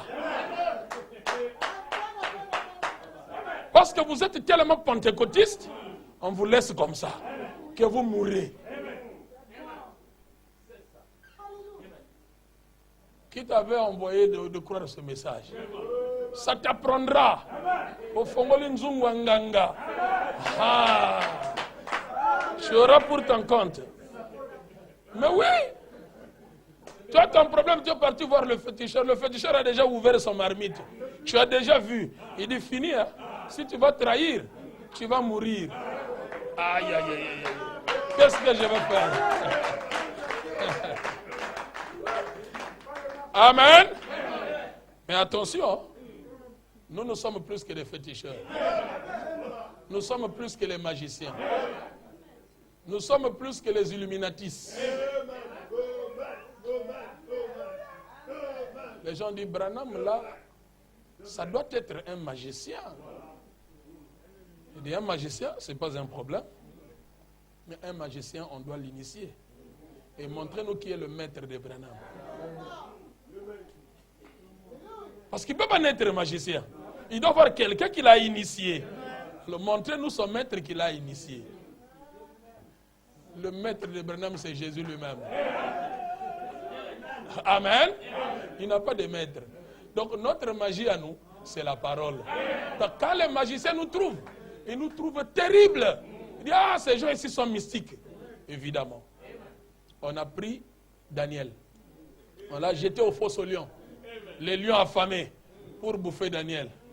Daniel est parti là-bas. Les lions, ils veulent s'approcher. Les lions commencent à reculer. Oh. Et les gens viennent, ils regardent. Oh. Mais il est vivant. Les lions n'arrivent pas à le bouffer. Comment tous les sorciers comme ça ne peuvent pas bouffer ce frère-là? Non, il a la colonne de feu en lui. Donc, quand les lions regardaient, ils ne voyaient pas Daniel. Ils voyaient la colonne de feu. Amen. Donc quand les magiciens vous regardent, ils ne vous voient pas. Ils voient la colonne de feu. Alors pour s'approcher, comment il va bouffer la colonne de feu? Il dit, ce sont des magiciens ces gens ici. Non, on n'est pas des magiciens. Non, non. C'est la parole de Dieu. Au commencement était la parole était avec Dieu et la parole était Dieu. Donc David a reçu l'onction royale pour montrer qu'après William Branham, il n'y a pas un autre si ce n'est Christ lui-même. Et quand Christ descend, il vient s'incarner au travers d'un homme appelé William Branham. Et ça devient la tente de rassemblement. C'est ça qu'on appelle Shiloh. Le sceptre ne s'éloignera pas de Juda jusqu'à ce que vienne le Shiloh. Et Branham devient la tente de rassemblement. Donc nous nous rassemblons tout autour de lui. Voilà pourquoi au temps de Salomon, on a dit qu'Israël n'avait pas de guerre parce qu'ils avaient reconnu le don. Ils étaient tout autour du don. Et nous aujourd'hui, Shiloh est descendu, nous avons reconnu, nous sommes tout autour, et dit personne ne peut nous nuire. Amen. On va prendre Branham, on va brandir. Branham a dit, Branham a dit, Branham a dit, Branham a dit, c'est ça qui donne la vie éternelle. Voilà pourquoi frère Branham a dit, les dénominations ne sont jamais pardonnées. Mais vous avez reçu le pardon des péchés. Non pas parce que Jésus est mort à Golgotha, mais parce que vous croyez Dieu dans la chair. Il dit, c'est ça l'expiation de votre péché. Amen. C'est ça le pardon. C'est ça l'expiation.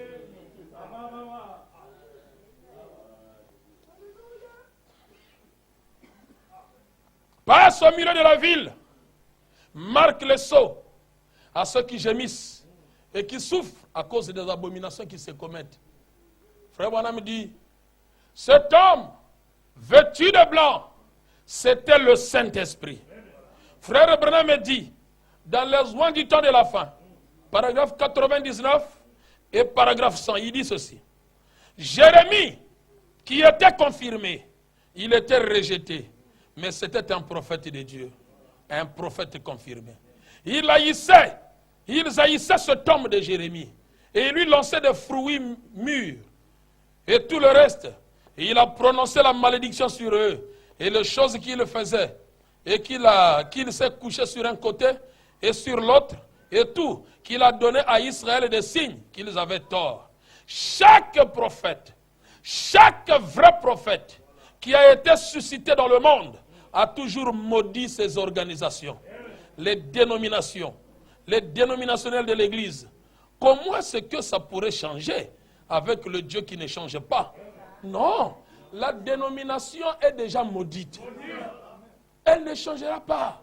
Ils sont là dans le système. Qu'est-ce qu'on a dit? Qu'est-ce qu'on fait? On doit maintenant faire quoi? On doit... Non. Si vous avez Dieu, laissez Dieu agir. Nous ne venons pas ici pour chasser les gens. On va prêcher la parole. Celui qui ne va pas se retrouver, il prendra fuite. Amen. Il sentira qu'ici, ce n'est pas ma place. Parce que la parole qui est prêchée ici, Frère Branham me dit, nous devons dire des choses à un certain moment de manière à chasser les gens. Mais Pierre a dit, où irons-nous encore, Seigneur? C'est toi qui as la parole de vie. Mais les incrédules vont repartir à leur endroit. Amen. Le Saint-Esprit est le prophète de cette heure. Amen. Il devait passer au milieu de la ville pour marquer les sceaux.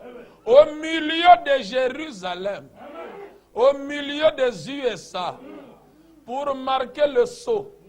Mettre le Saint-Esprit. Transmettre le Saint-Esprit à ceux qui croient le message. Qui est celui qui le fait? Il dit c'est le messager vêtu en blanc. Et c'est le Saint-Esprit.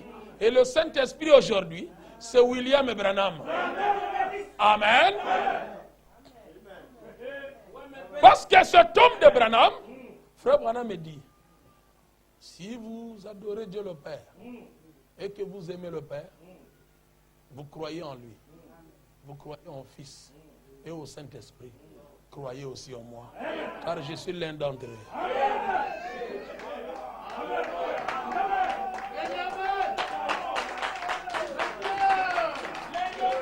Amen.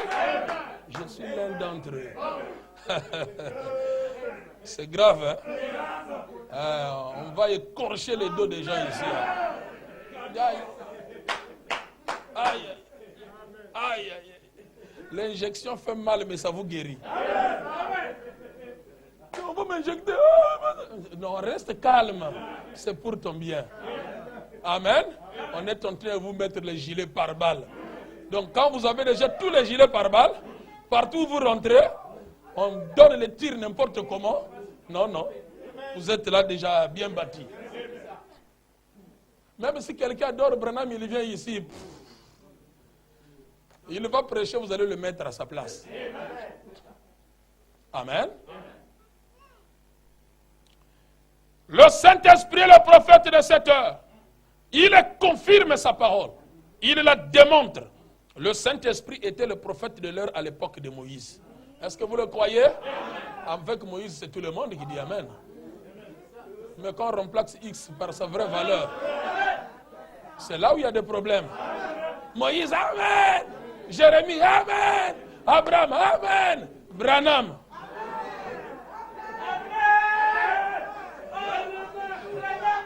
Amen. Nous avons beaucoup de séminaristes qui ont couru sans un message.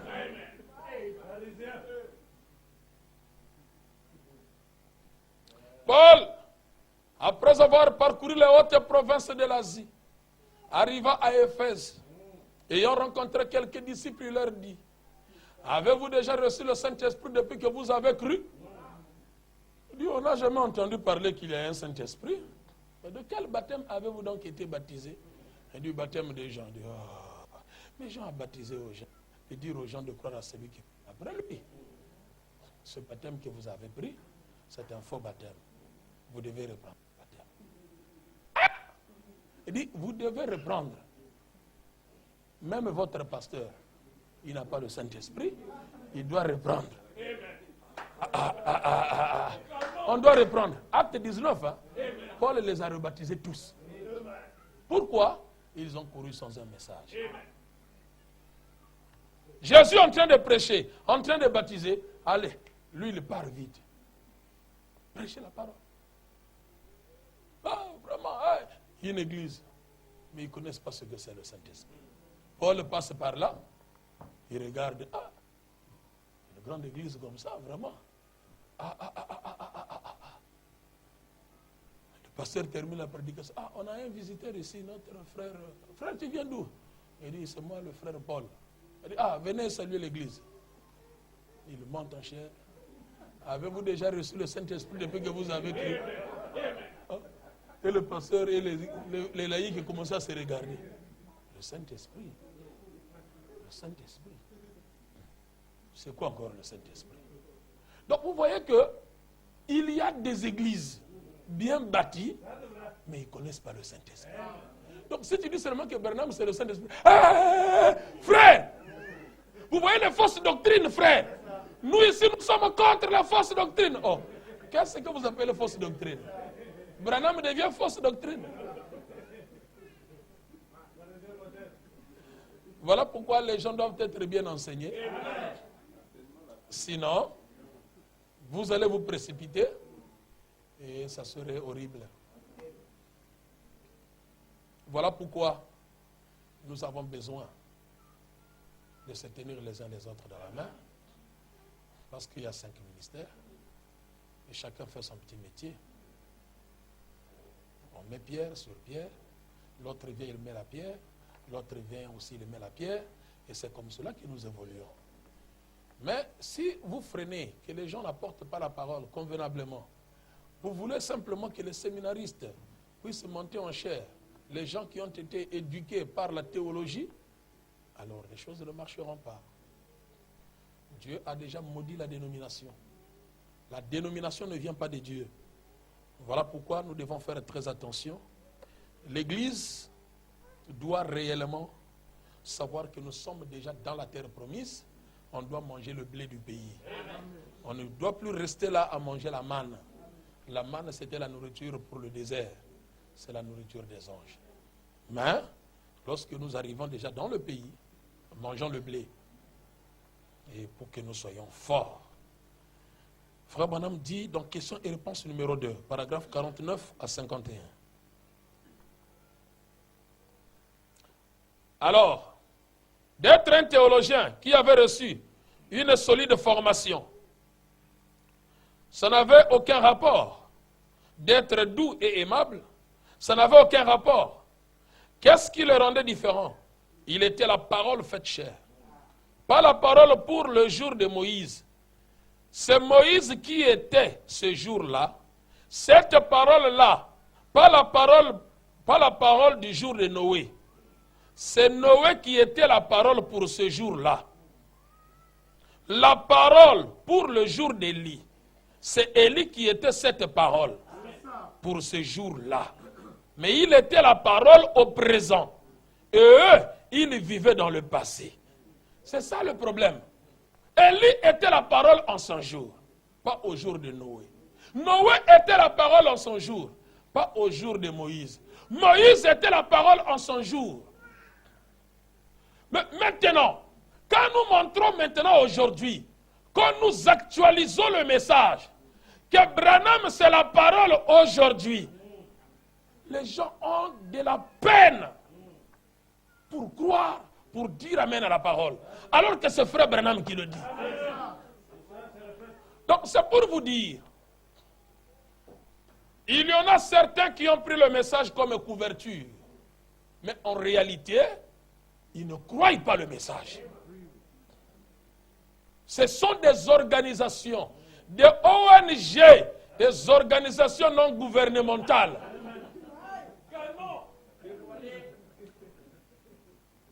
Donc, ils gèrent des églises comme des ONG.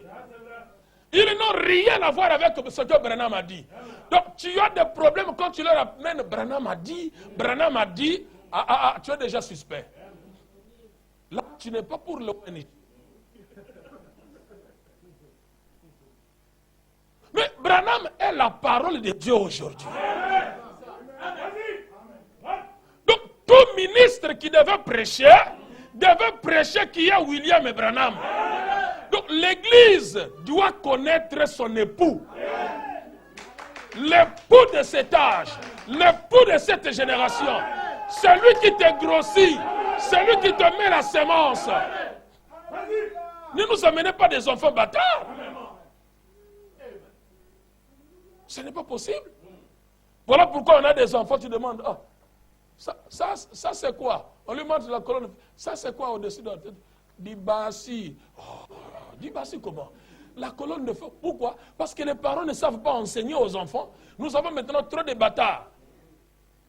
La personne qui vient vous ensemencer, votre mari, vous ne le connaissez pas. Mais quand on parle de Moïse, vous êtes zélé. Quand on parle d'Ézéchiel, vous êtes zélé.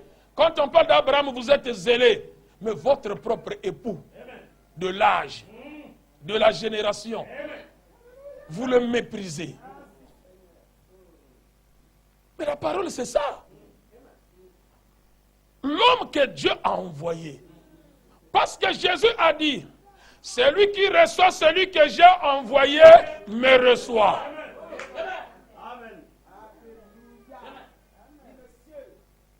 Il l'a envoyé. Vous l'avez reçu. Il est la parole. Il n'y a pas moyen de recevoir le Saint-Esprit en contournant William Branham. Non, non. Branham est venu avec tout. Tout ce qui était en Dieu a été déversé en Christ. Tout ce qui était en Christ, on dit bien tout. Vous qui connaissez le français, tout c'est quoi? C'est vous qui connaissez. Moi je ne connais pas. Ah, tout. Tout, tout, tout, tout. Nous en portugais on dit tudo. Tudo que estava dentro dele. Tout ce qui était en Dieu. Tout. C'est quoi? Parole rédempteur.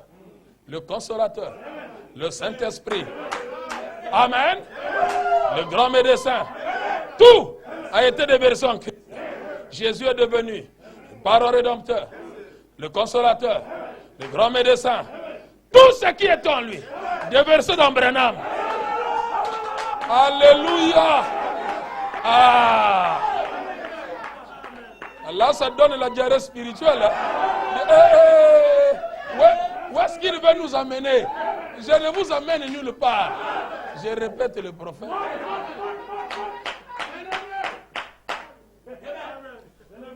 Frère, ne faites pas du message. Ne faites pas du message comme votre propriété. Le message ngangazate. Il n'y a pas un féticheur dans le message. Dieu fait grâce à celui qui le veut. Donc, tu es là, même si ton pasteur a dit. Mais si Branham n'a pas dit, nous on reste derrière ce que Branham a dit. Amen. Donc, prenez Branham. Mettez-le là. Même si ça vous fait mal, dites Amen. C'est ça la foi d'aujourd'hui. La circoncision. Ça fait mal, hein? Tous, par la circoncision. On a pris tout le mal. Allez, circoncis. Circoncis. Arrivé dans la terre promise, il répète encore. Josué, circoncis encore. Il y a d'autres qui sont infiltrés. Continuez à circoncire. Amen. Mais souvenez-vous, on ne circoncis pas les femmes. Or, la circoncision, c'est le baptême du Saint-Esprit. Mais on ne circoncis pas les femmes. Donc, c'est l'homme qui saigne pour son épouse. La femme sera sauvée en devenant une mère. Amen. Le Saint-Esprit de la sœur, c'est toi.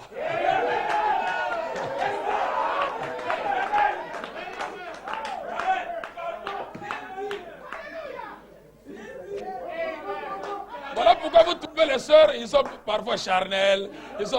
C'est comme ça qu'ils sont. Son Saint-Esprit, c'est toi. Donc tu dois veiller sur ton église. Enseigner l'église, l'encadrer. Parce que c'est toi le Saint-Esprit. C'est toi qui as saigné pour elle.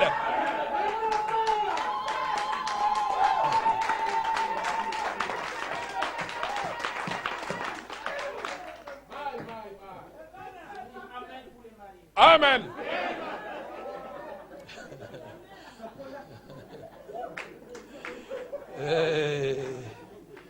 Ah, c'est très bien. Donc, William Branham, aujourd'hui, c'est la parole. Donc, ne faites pas de problèmes. Soyez simplement calme. Quand c'est Branham qui parle, dites Amen. Amen. Mais vous discutez pourquoi? Moi, je me demande pourquoi les gens créent des problèmes. Oh non, nous, frères, Non. C'est quoi? C'est parce que dans le premier Exode, quand les enfants d'Israël sont sortis, il y avait aussi des ramassis parmi eux. Les ramassis sont sortis aussi. Oh Moïse, oh vraiment, c'est un grand prophète. Arrivé devant la mer Rouge. Ah, mais ça c'est quelle voie il a amené les gens. Il ne faut pas qu'il y ait la mer ici, on va traverser comment? Le premier obstacle seulement. Ils ont commencé à murmurer. Ah, qui m'avait dit de sortir? Il fallait que je reste pour moi là où j'étais, frère. Ah, je suis venu ici, voilà maintenant. Voilà là où Moïse amène les gens. Les gens commencent à murmurer. Et c'est pas possible. Vous murmurez pourquoi? Dieu dit, Moïse, pourquoi crier? Bah. Mais quand vous murmurez aussi, Moïse sépare la mer Rouge, le peuple rentre. Au lieu que vous restiez, vous précipitez. Oh, mais restez, frère, restez. Vous ne voulez pas le message. Restez. Mais le voilà, il se précipite encore. Oh, Moïse, vraiment, c'est merveilleux, vraiment. Il traverse encore. Ah non, Moïse, non, il est au-dessus. Non, vraiment. Arrivé au désert. Ah, une autre épreuve. La chaleur, le sable, rien à manger. La manne. Demain la manne. Après-demain la manne. Non. Là, ça ne va pas. Moïse doit avoir ce problème. En Égypte, nous, on mangeait les saucissons à l'ail. Des concombres. Mais depuis qu'on est arrivé ici, ce n'est que de la manne. Nous, on ne se fatigue pas de la révélation. Révélation sur révélation, ça nous suffit. Branham a dit.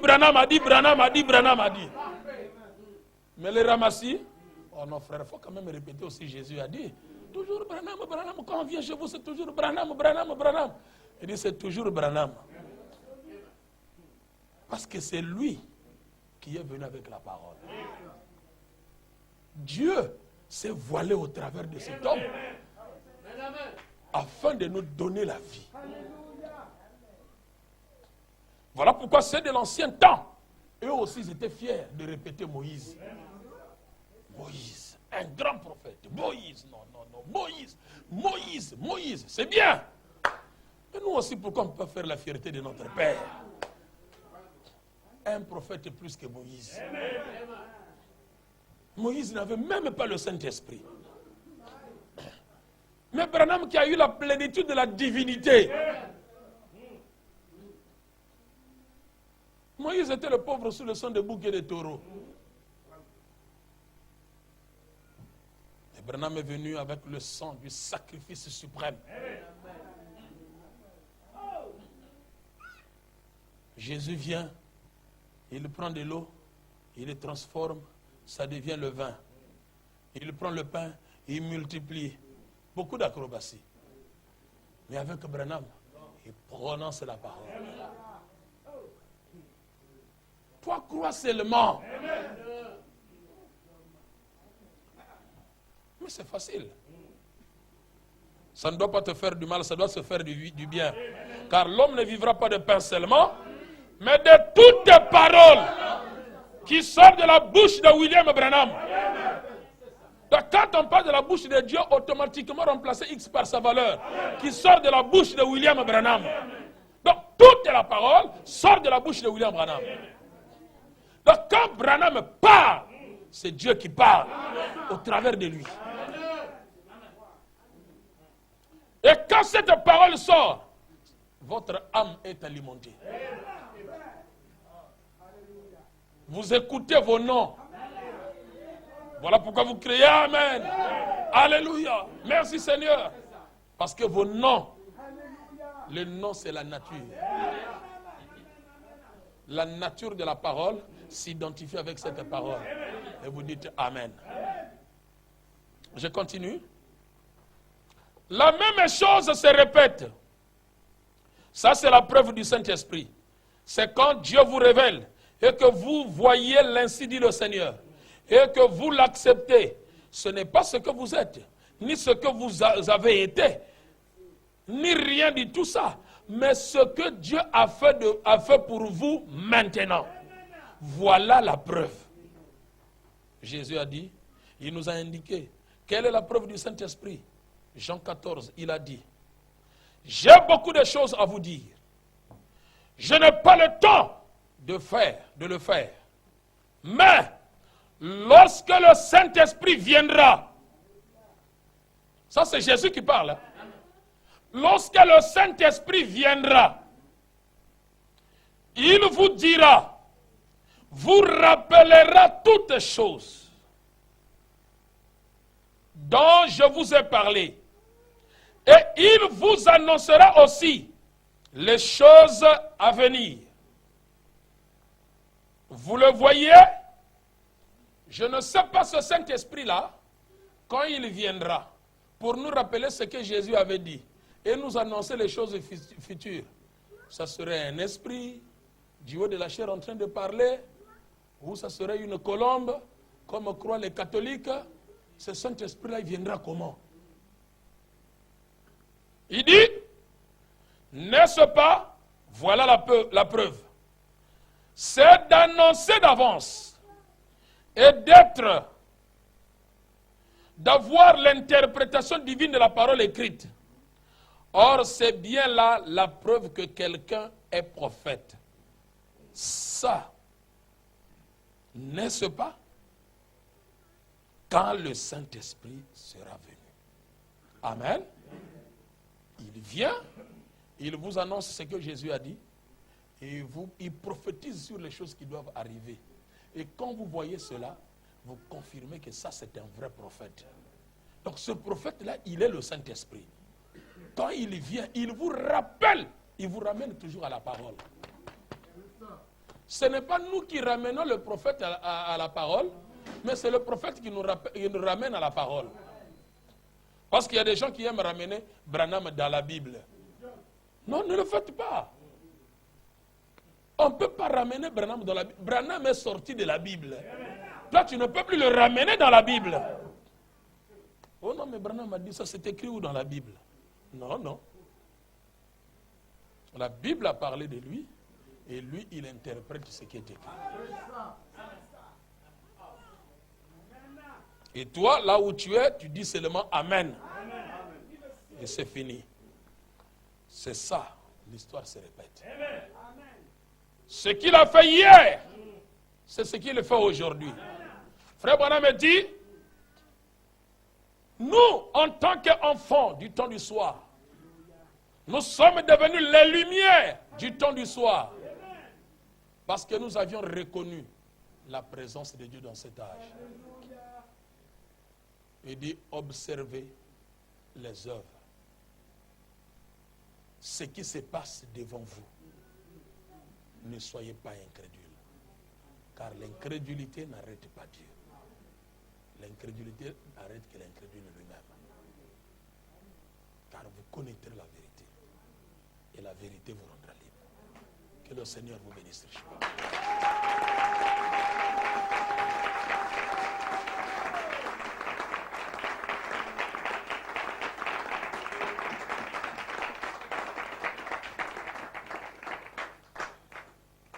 On peut se tenir debout parce qu'on a le deuxième service.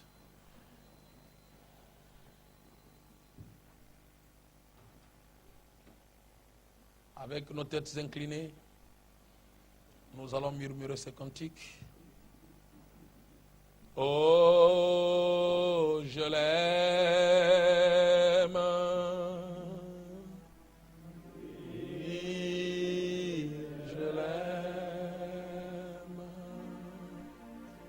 Parce qu'il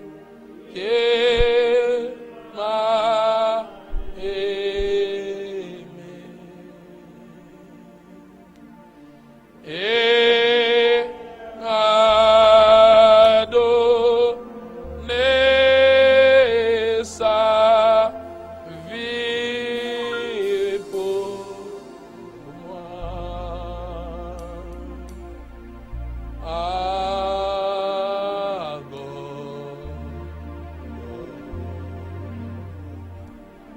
ma soeur, nous venons d'entendre la parole de Dieu. Cela devait nous rapprocher encore plus près de Dieu. Certainement dans nos cœurs, nous avions eu ce désir de marcher plus près de Dieu. Il y a eu certaines choses qui nous ont empêchés. Alors que l'ange, le 7e ange, est en train de marquer le sceau à tous ceux qui gémissent à cause des abominations qui se commettent dans la ville. Dites au Seigneur, moi aussi je gémis, Seigneur, à cause de ces abominations. Le monde est corrompu. Le monde est plein de violence. Mon désir est que je puisse recevoir le Saint-Esprit, le sceau de Dieu, et que je sois épargné de toute la malédiction. Pendant que vous allez prier, n'oubliez surtout pas de remettre le pasteur entre les mains du Seigneur. Que Dieu le garde, que Dieu le protège pendant son voyage. Tout ce qu'il va entreprendre là-bas, que Dieu soit avec lui, avec la famille, jusqu'à ce qu'il revienne. Que Dieu garde sa famille qu'il a laissée ici. Que Dieu les protège. En tant qu'aigle Jéhovah, qu'il puisse étendre ses ailes de la protection. Et nous allons nous remettre tous entre les mains du Seigneur. Pendant un petit moment, prions le Seigneur tous ensemble. Seigneur Dieu gloire, toi qui ne changes pas, puissant dans la bataille de la manière où je l'ai donné. Bénissons ton Seigneur. Je sais que tu es sur le